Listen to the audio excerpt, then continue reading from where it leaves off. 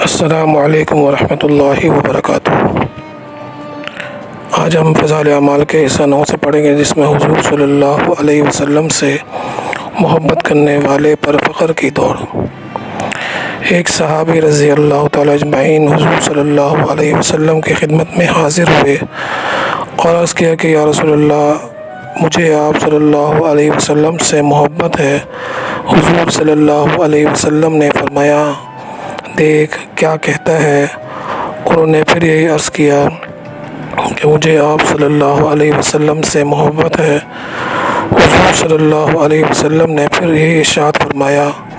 جب 3 مرتبہ یہ سوال و جواب ہوا تو حضور صلی اللہ علیہ وسلم نے فرمایا کہ اگر تم اپنی بات میں سچے ہو تو پھر فخر کے اوڑھنے بچھونے کے لیے تیار ہو جاؤ، اس لیے کہ مجھ سے محبت رکھنے والوں کی طرف فخر ایسے زور سے دوڑتا ہے جیسا کہ پانی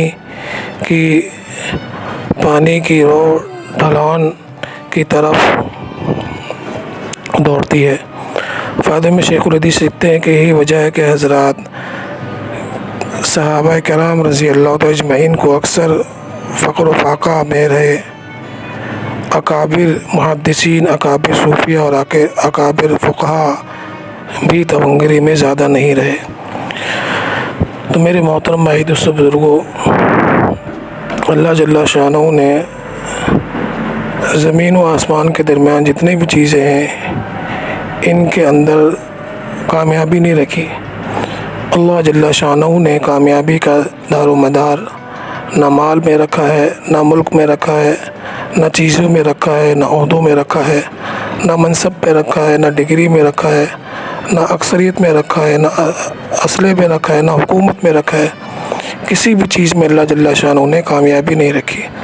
اللہ جل شانہ نے جو کامیابی رکھی وہ میرے محترم بھائی دوستو دین کے اندر رکھی۔ اور صحابہ رضی اللہ تعالیٰ اجمعین نے اپنی محنت کا مرکز جو ہے وہ اللہ جل شانہ کے دین کو بنایا اور اس کے لیے ہر قسم کی قربانی دی۔ اور فرمایا کہ صحابہ رضی اللہ تعالیٰ اجمعین اگر چاہتے تو بہت ساری دنیا اکٹھا کر سکتے۔ اللہ جل شانہ نے ان کو طاقتیں بھی عطا فرمائی تھی اور زوردار لوگ تھے، لیکن میرے محترم بھائی دوستو لوگوں، صحابہ رضی اللہ تعالیٰ اجمعین نے دین کو غالب رکھا اور اپنی ضروریات کو صرف اپنی ضروریات کو نہیں بلکہ اپنے بچوں کی ضروریات کو قربان کیا۔ آج ہم میرے محترم بھائیوں کو اپنے مقصد کے حصول کے لیے کیا کیا کچھ کر دیتے ہیں، لیکن صحابہ رضی اللہ تعالیٰ اجمعین نے اپنے مقصد کے ساتھ ساتھ اپنی ضرورتوں کو بھی قربان کیا اللہ جل شانہ کے دین کے لیے۔ اور فخر آج میرے محترم بھائیوں کسی کی طرف آتا ہے تو لوگ اس کو بدقسمت شمار کرتے ہیں کہ یہ تو بہت بدقسمت انسان ہے کہ اس کے پاس کچھ بھی نہیں۔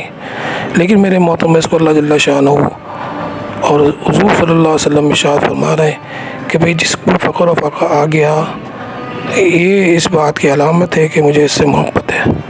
تو میرے محترم بھائی دوستو ہم بھی اپنی زندگی کا محاسبہ کریں کہ ہم بھی جو ہے مال کمانے میں اور دنیا کو حاصل کرنے میں کس قدر اپنے آپ کو لگا رہے ہیں۔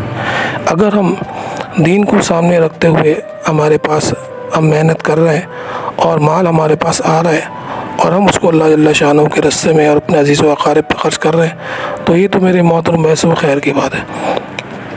اور مال نہیں آ رہا تو فرمایا اس کا مطلب یہ نہیں کہ اللہ جل شانہ سے ناراض ہے۔ تو اس لیے فرمایا کہ مال کا نہ ہونا ناکامی کی دلیل نہیں ہے اور مال کا ہونا کامیابی کی دلیل نہیں ہے۔ کامیابی اور ناکامی کا مایا میرے محترم بھائیوں وہ اللہ کا دین ہے۔ اللہ جل شانہ نے جن لوگوں کو مال نہیں دیا اللہ جل شانہ قیامت کے دن ان کو ایسے راضی کریں گے جسے ماں اپنے بچے کو راضی کرتی ہے اور فرمائیں گے مفہوم اس طریقے سے، اے میرے بندے تو میری نظر میں ذلیل نہیں تھا، میں نے تجھے اس لیے مال نہیں دیا بلکہ میں نے تجھے اس لیے مال نہیں دیا کہ ایسا نہ ہو کہ تو اس میں لگ کے مجھے بھول جائے۔ اور میرے محترم بھائیوں 5000 سال پہلے جن لوگوں کو اللہ نے مال نہیں دیا ایمان والے اللہ جل شانہ ان کو جو ہے جنت میں داخل کر دیں گے۔ تو ہر حال میں خوش رہنے کا نام میرے محترم اس کو دین ہے۔ جس کو اللہ نے مال دیا وہ اللہ نے اس کو دیا اور جس کو اللہ نے مال نہیں دیا وہ اللہ نے اس کو مال نہیں دیا۔ تو ہر حال کے اندر اللہ جل شانہ سے راضی رہنے کا نام میرے محترم بھائیوں کو دین ہے۔ اب اس دین کے مطابق ہماری زندگی آ جائے اور قیامت تک آنے والے سارے انسانوں کی زندگی میں آ جائے، اس کے لیے میرے محترم اس کو اللہ جل شاہ نے ہمیں دین عطا فرمایا اور دین کی محنت عطا فرمائی ہے۔ وہ محنت جس محنت کے لیے اللہ جل شاہ نے 1,24,000 انبیاء علیہ السلام کو دنیا کے اندر مبعوث فرمایا، اور ہمارا یقین ہے کہ حضور صلی اللہ علیہ وسلم آخر نبی، اب کوئی نبی آئے گا نہیں، جتنا بگاڑ آ جائے کوئی نبی نہیں آئے گا، اور عیسیٰ علیہ السلام دنیا کے اندر تشریف لائیں گے اور بھی حضور کے امتی بن کے زندگی گزاریں گے۔ حضرت مہدی علیہ السلام دنیا کے اندر تشریف لے کے آئیں گے، وہ اپنی شریعت نہیں لے کے آئیں گے بلکہ حضور صلی اللہ علیہ وسلم کے طریقوں پہ چلیں گے تو وہ بھی کامیاب ہوں گے۔ تو بھائی ہم بھی جس حال کے اندر ہیں، چاہے مزدور ہیں، چاہے بادشاہ ہیں، چاہے فقیر ہیں، چاہے ہم فیکٹری کے مالک ہیں، چاہے دکان کے مالک ہیں، چاہے مزدوری کرتے ہیں، جس حال کے اندر بھی ہو، میرے محترم اس کو حال کے اندر اللہ جل شانہ کو شکر ادا کرنا، یہ میرے محترم اس کو دین ہے۔ اللہ جل شانہ سے دعا ہے کہ اللہ جل شانہ ہمیں صحیح بات کو سن دیں، صحیح بات کو صحیح لوگوں سے سننے، اس کو سمجھنے اور اس پہ عمل کرنے کی ہمت توفیق عطا فرمائے۔ سبحان ربک رب العزت عما یصفون وسلام علی المرسلین والحمد للہ رب العالمین۔ السلام علیکم ورحمۃ اللہ وبرکاتہ۔